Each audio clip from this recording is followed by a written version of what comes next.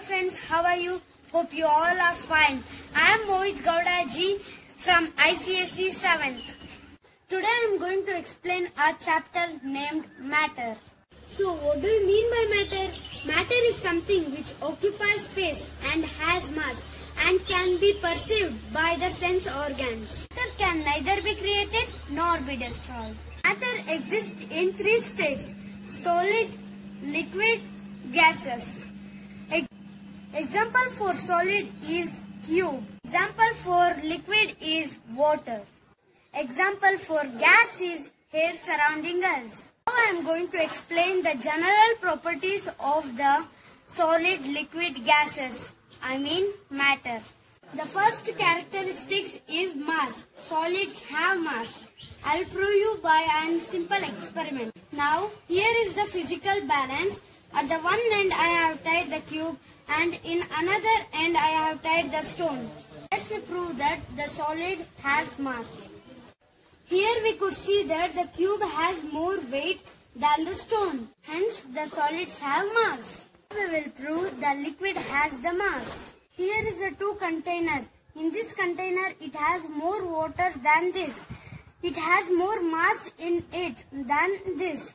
So hence the liquid has more mass. Here are the two balloons. In this balloon there is more gas and in this balloon it is less gas. It has more mass and it has less mass. Hence the gases has mass. The second characteristic is space. Matter occupies space. Here is a glass containing water. Now I took a stone. Now I am immersing the stone into it. The level of water rises. Hence the solid occupies space. Here is a glass with completely filled with the water. Now I am adding some more colored water to it.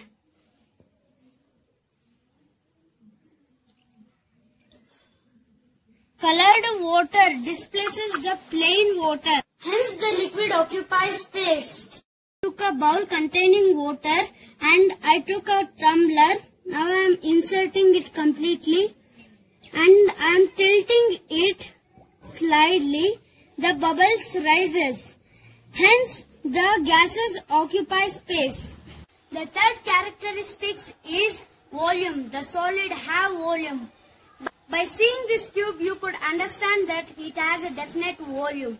The liquid have a definite volume. It has a volume according to the container. Now I am pouring this to this.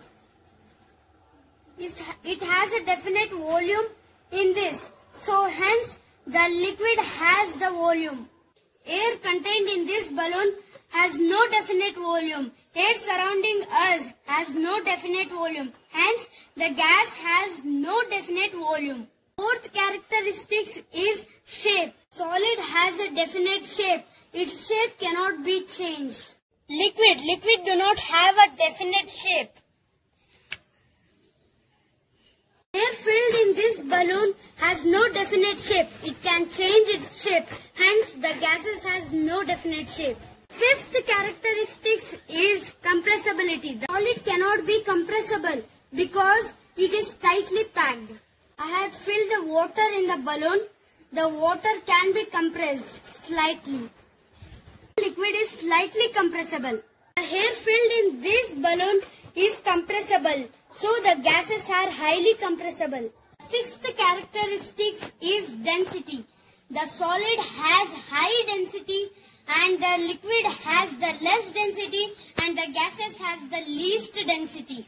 When we come to the seventh characteristic, it is free surface. The solid has any number of free surfaces. Example, the cube. The cube 1, 2, 3, 4, 5, 6. It has 6 free surfaces in cube.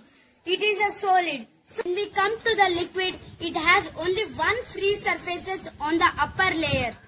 Gases has no free surfaces. Example, the balloon. The balloon has no free surfaces in it. The eighth characteristic, it is diffusibility. Solid has high diffusibility. Then liquid has slight diffusibility and the gases have highly diffusible.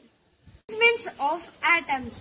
In solid, it is tightly packed, and in liquid, it is slightly loosely packed, and whereas the gases, it is very far apart. Intermolecular space of matter. Intermolecular space in solid is minimum. Intermolecular space in liquid is more than solid. Intermolecular space in gas, it is maximum. Intermolecular force of attraction. The intermolecular force of attraction in solid is very strong. Intermolecular force of attraction in liquid is less than solid. Intermolecular force of attraction in gases is very weak. Movements of molecules in matter, solid. The molecules cannot move, it can only vibrate. The molecules in liquid, it can move in continuous motion, whereas in gases, it can move in random motion. The next topic is the interconversion of matter. The change from one state to another state and back to its original state. It is known as the interconversion of states of matter. Change of solid state to liquid state on heating is known as melting or a fusion.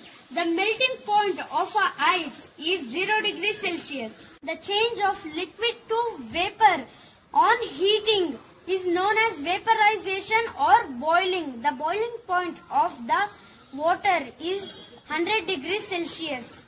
The change of vapor to liquid by cooling is known as liquefaction or the condensation.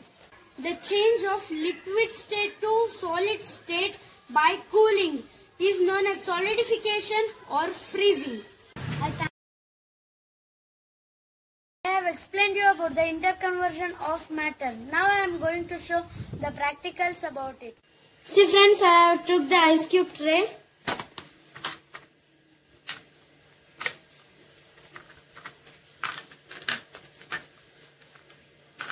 I have put 2 ice in the bowl.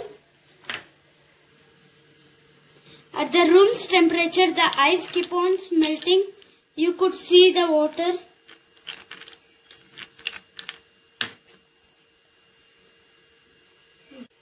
This is known as melting or a fusion.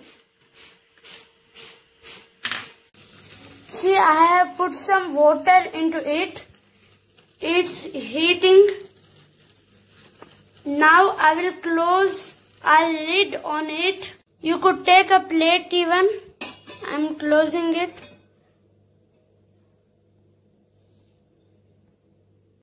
Now I am opening the lid or a plate. You could see friends, the water vapors is appeared on plate, and even the water vapors are moving in the air. This is known as vaporization. Now I am taking it and I am keeping it for a while. This is known as liquefaction. Now I am saying about solidification. Now I had poured some water into the ice cube tray. Now I will freeze it. Now I had placed it into the freezer. Now I had take it out from the freezer. You could see it is tightly packed. This is known as solidification, as I said you. This was the practicals on interconversion of matter. I thank all my teachers and chemistry teacher Sridhar ma'am for giving me a big opportunity, and thank you all for watching my video.